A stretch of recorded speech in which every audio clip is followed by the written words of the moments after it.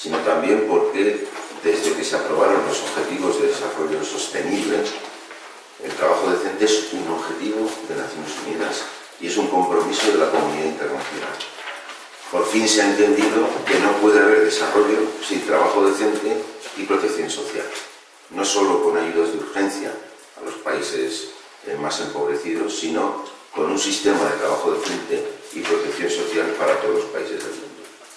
Pero sobre todo tenemos que hablar de trabajo decente porque hay un gran déficit de trabajo decente en el mundo. En primer lugar, porque hay muchas personas que no tienen ni siquiera acceso al empleo. Tenemos cerca de 200 millones de desempleadas y desempleados, 71 millones jóvenes. Y porque de los que tienen trabajo, pues la mayoría es trabajo informal, ni siquiera tienen un trabajo con contrato y con derechos. De los 3.000 millones de trabajadores que hay en el mundo, cerca de 2.000 millones están en el trabajo informal y no tienen contrato. Porque también de los que tienen trabajo, muchos de ellos no tienen protección social. Aunque se ha avanzado en la protección social, todavía la gran mayoría de trabajadores no tienen acceso a un sistema completo de protección social. Es decir, que proteja en el caso de la jubilación, pero también en el caso del desempleo, o en el caso de un accidente laboral, o en el caso de tener una enfermedad o en situación de maternidad. Solo el 20% de los trabajadores del mundo tiene acceso a un sistema completo de protección social. Hay un déficit de trabajo decente porque, claro, hemos dicho que hay unos 200 millones de trabajadores desempleados. También sigue habiendo demasiadas muertes en el trabajo. 2,3 millones de personas mueren a causa de las malas condiciones de trabajo, sea por accidente laboral o sea por una enfermedad contraída en el trabajo. Porque sigue habiendo una brecha salarial entre hombres y mujeres absolutamente injustificable e intolerable, del 23%. Es decir, que los hombres ganan muchísimo más que las mujeres solamente por ser hombres y las mujeres ganan mucho menos que los hombres solo por el hecho de ser mujeres, lo que representa una discriminación intolerable. Y porque de los trabajadores que trabajan, pues el 26% no sale de la pobreza. Incluso el 12% de los trabajadores que en el mundo trabajan está en situación de pobreza extrema. Es decir, no consigue reunir más de $2 al día, 1,90 dólares al día. No, estos son los grandes déficits del trabajo decente a los que hay que hacer frente. Bueno, este es el retrato. Es un retrato duro, esa es la verdad, pero hay que mirarlo de frente, aunque hay que ver también la evolución. ¿Y qué es lo que sucede en la evolución? Observamos, como decimos en la nota de prensa que se les ha entregado, que desgraciadamente estamos asistiendo a un estancamiento de la recuperación económica y del empleo.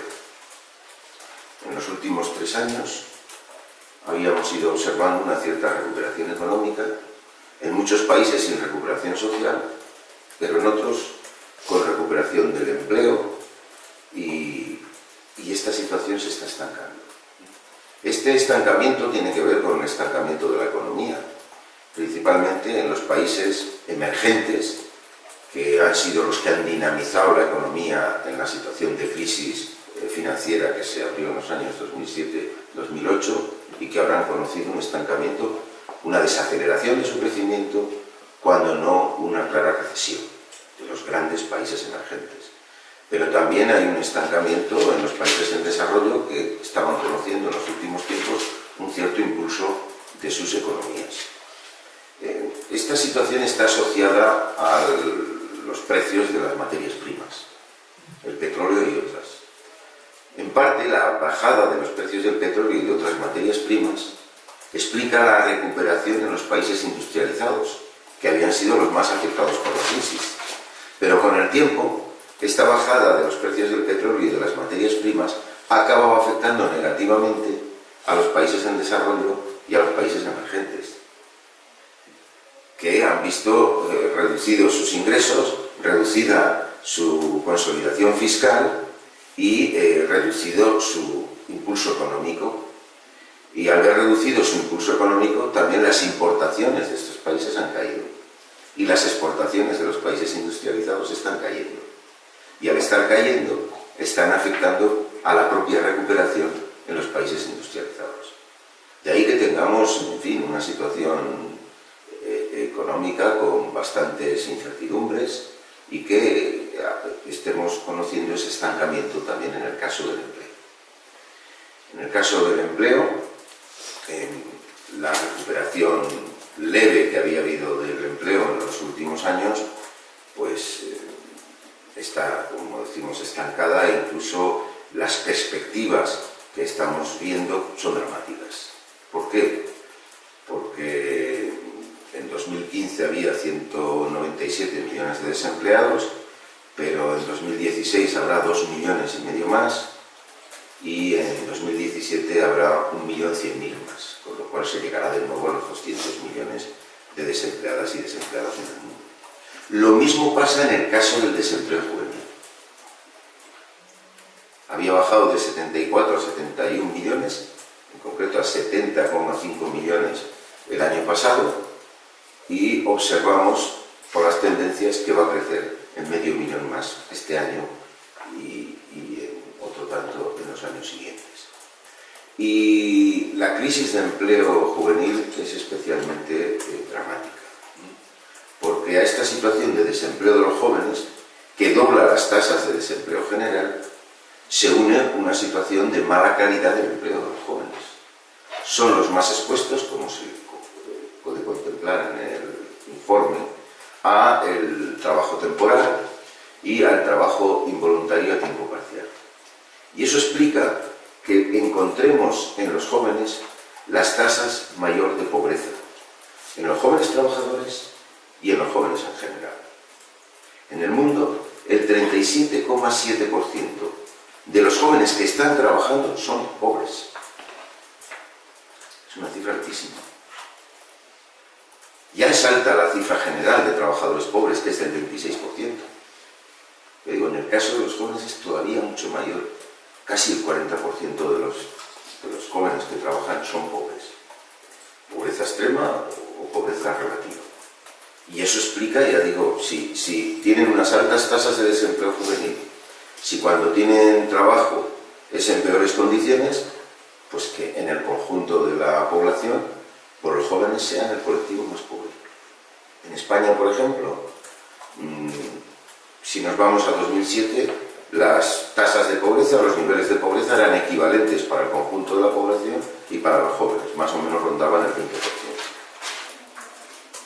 Con la crisis ha crecido el número de personas pobres.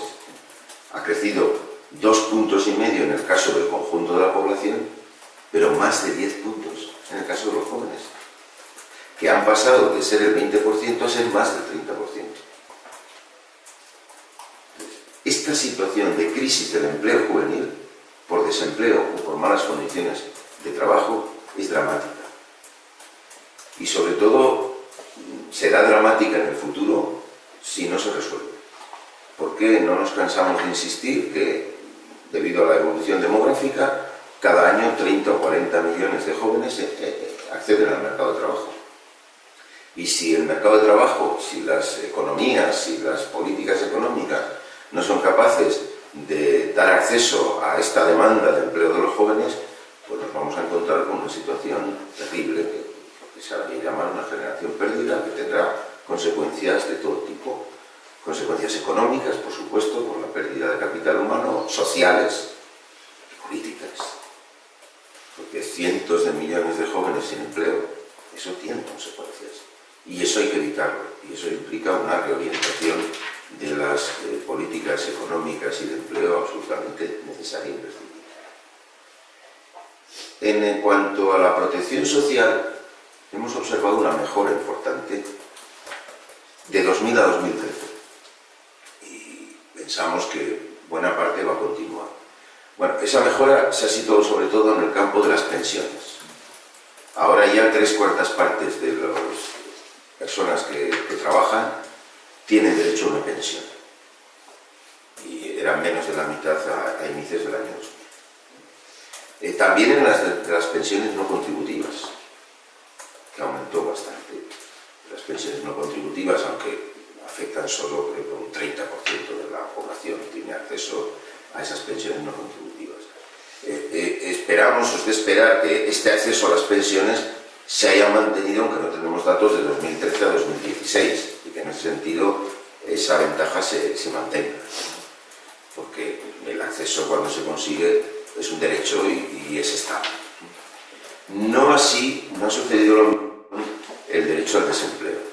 No ha mejorado al mismo nivel que ha mejorado el acceso a las pensiones, sí que ha mejorado algo, pero pues ha pasado del 15 al 30%, pero todavía la gran mayoría de trabajadores en el mundo no tiene derecho al desempleo.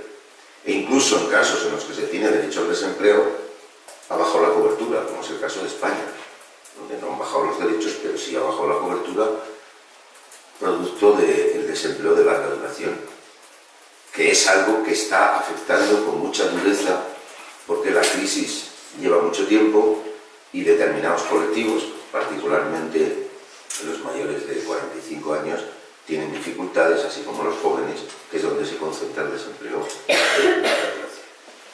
Bueno, este es el panorama, estas son las tendencias y hay que hacer frente. Con este panorama y con estas tendencias son una censura a las políticas existentes, a las políticas business as usual. Y por lo tanto habrá que hacer una reorientación de esas políticas. Desde la OIT, la orientación que se plantea es una orientación de trabajo en conjunto con el sistema de Naciones Unidas. Como decía al principio, el trabajo decente ya no es un objetivo solo de la OIT, es un objetivo del conjunto de las Naciones Unidas y ha sido asumido por todos los jefes de Estado y de Gobierno en la Asamblea General de Naciones Unidas de 2015, pues también el alcanzar esos objetivos, que es la tarea fundamental que tiene la comunidad internacional en estos momentos, tiene que ser una tarea colectiva. Por eso la OIT, en los asuntos que consideramos de mayor urgencia y más dramáticos y que hay que solucionar, lo que hemos promovido ha sido una serie de alianzas globales, alianzas generales, multiagencias. Fundamentalmente estas alianzas son tres. La primera es la alianza global sobre trabajo decente para los jóvenes.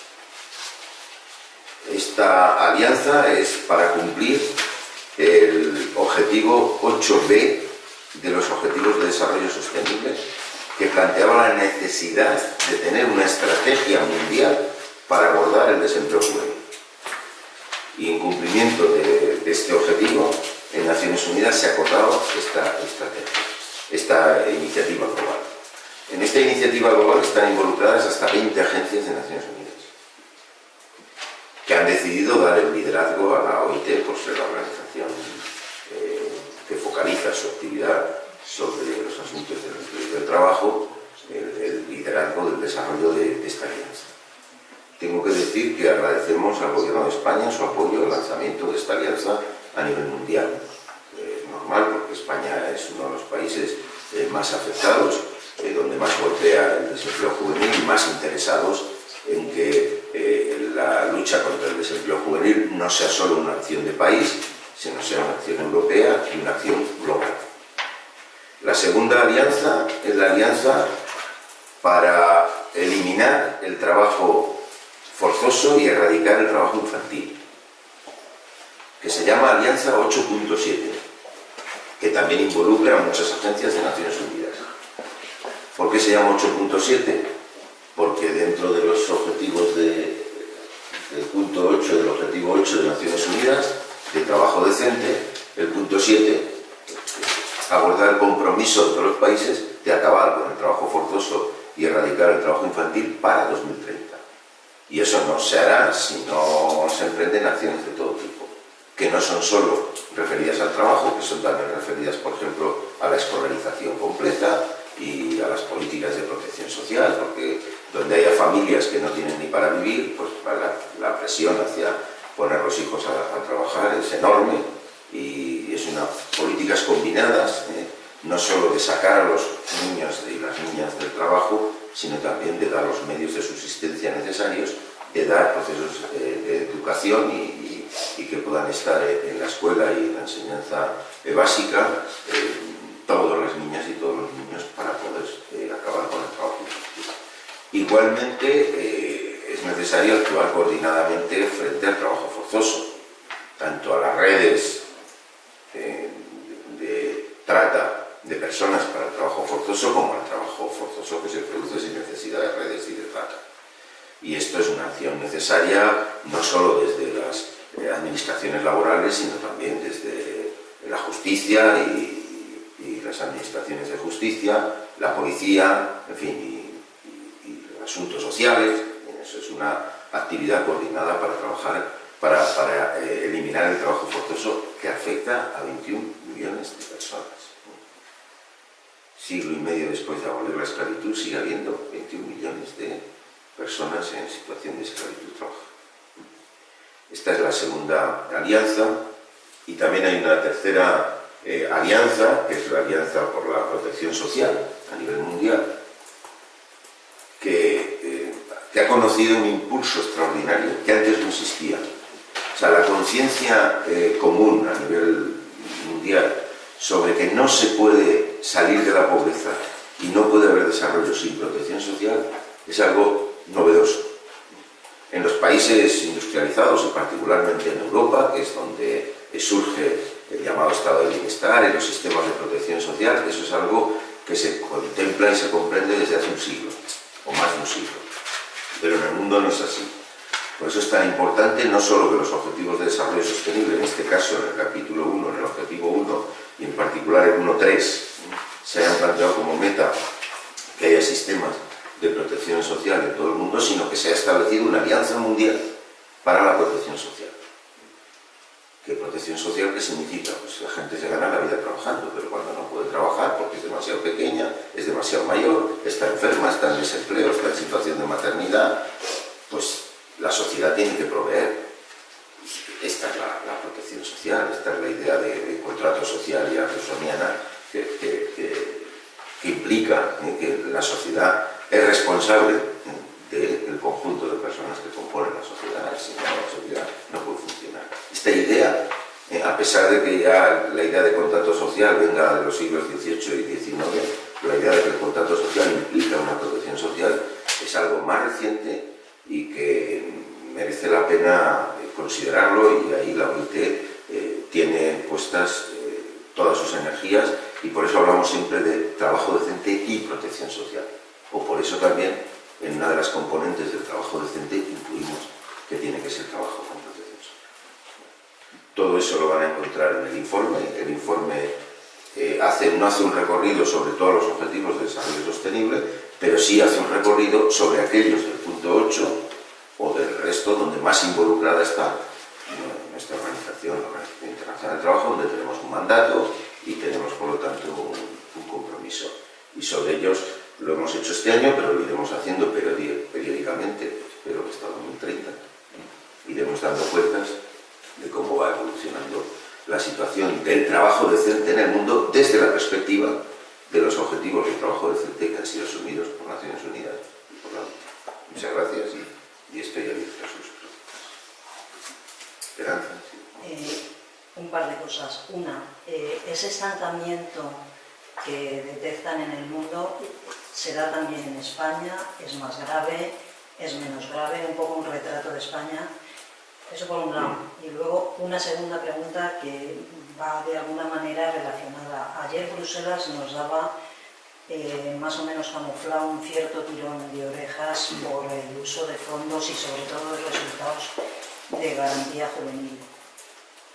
Quería saber un poco la opinión de la OIT. Gracias. Sobre ambas cuestiones, la primera, la evolución española tiene su camino específico, pero no escapa a la situación europea ni a la situación mundial. Entonces, esta situación de estancamiento de la recuperación a nivel mundial y de la recuperación del empleo en particular puede puede tener efectos sobre España, puede tenerlos. Sobre todo porque España ha conocido recuperación económica, pero sin recuperación social. La recuperación del empleo, que se ha dado también, ha sido demasiado débil como para suponer una real recuperación social, es decir, una recuperación de los ingresos que habían caído con la crisis y las políticas de austeridad de una manera bastante considerable.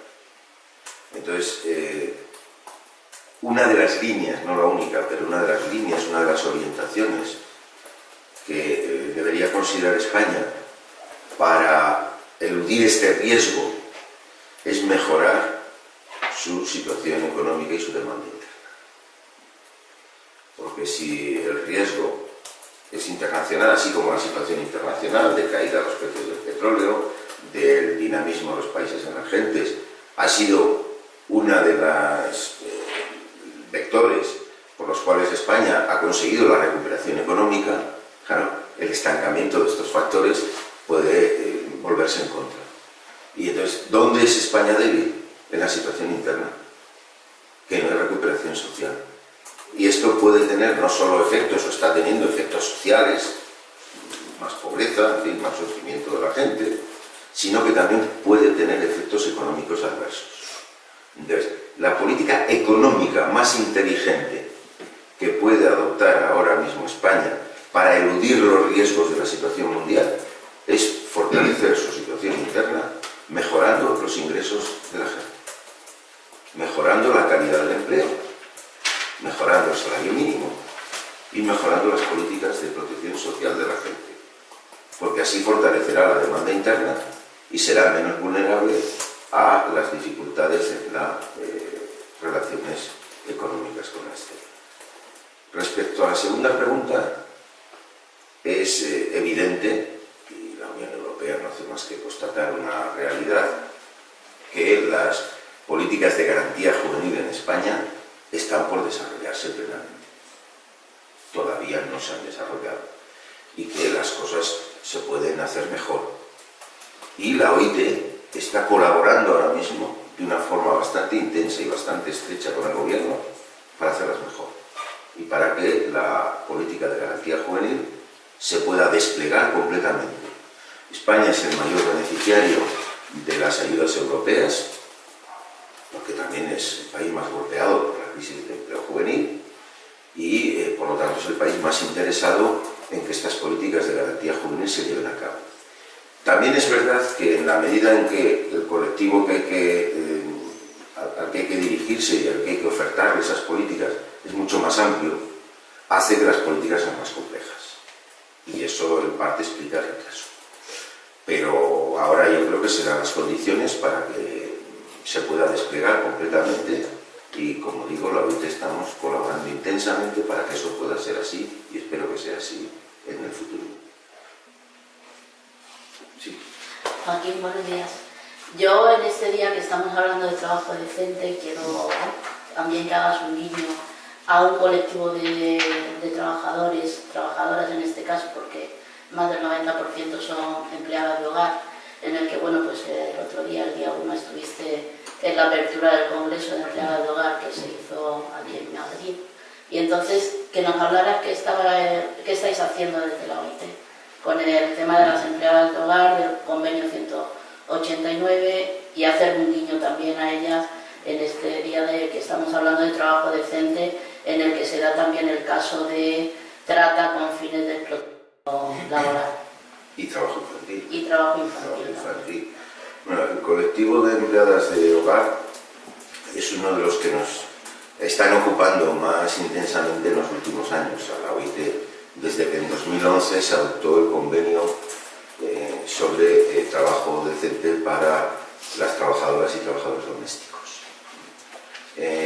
Desde entonces ha habido avances bastante considerables. 22 países han ratificado el convenio, 60 países han adoptado algún tipo de medidas, en 30 de ellos reformas importantes. Es el caso, por ejemplo, de España, donde, aunque no se ratificó todavía el convenio, en 2011, a los meses de la aprobación del convenio de la OIT, hubo una importante reforma. Son muchos los trabajadores, las trabajadoras que están afectadas son 67 millones en el mundo y más de 600.000, cerca de 700.000 en España. En el caso de España, bueno, una situación en la que conocieron, fruto de las reformas de 2011, sería un proceso de avance en sus derechos bastante importante, porque hubo un crecimiento muy significativo de afiliaciones a la Seguridad Social. Pasaron entonces del 40 al 60% en prácticamente un año, y hoy en día el 70% de las empleadas de hogar están afiliadas a la Seguridad Social. Pero en los últimos años observamos un estancamiento, no hay nuevas afiliaciones, o de manera considerable. Y pensamos que la ratificación del convenio de la OIT por España, que todavía no lo ha ratificado, daría lugar a una nueva reforma y por lo tanto daría lugar a un nuevo impulso y romper esta situación de estancamiento y conseguir acercar el número de afiliadas a la Seguridad Social al 100%. O sea que existe todavía un 30%, no hay ningún otro colectivo donde haya un 30% de trabajadoras sin afiliar a la Seguridad Social, ningún otro. Y además esto mejoraría también algunos de sus derechos, como por ejemplo el derecho al desempleo. No hay ningún colectivo en España al que se le niegue el derecho al desempleo, salvo las empleadas. Es el único colectivo que está sufriendo esa discriminación y claro, la ratificación del convenio de la OIT significaría acabar con esa discriminación. Entonces, nosotros pensamos que lejos de ser un obstáculo, este reconocimiento del derecho al desempleo para las empleadas de hogar, un obstáculo para la ratificación del convenio, debe ser muy sentido, porque otorgar el derecho al desempleo impulsaría, estimularía también de nuevo la afiliación a la Seguridad Social, porque habría un nuevo interés en afiliarse a la Seguridad Social para poder percibir el derecho al desempleo, y eso beneficiaría no solo a las empleadas de hogar, sino a toda la sociedad. ¿Cómo ha beneficiado a toda la sociedad la afiliación? Si analizamos las afiliaciones en la legislatura anterior, si no fuera por las empleadas de hogar y el número de afiliaciones, 150.000 afiliaciones que aportaron las empleadas de hogar, el número de afiliados a la Seguridad Social habría caído. No cayó gracias a la afiliación de las empleadas de hogar, fue 70.000 o superior que al inicio de la legislatura, y fue gracias a la afiliación de las empleadas de hogar. O sea que sí, es un colectivo que dentro del avance o el desarrollo hacia el trabajo decente lo tenemos focalizado como un objetivo prioritario. Y eso sin ninguna duda, y lo solemos mencionar habitualmente. ¿Alguna otra pregunta? Pues muchísimas gracias por haberos dado información suficiente, y la que falta está aquí, con mucho más.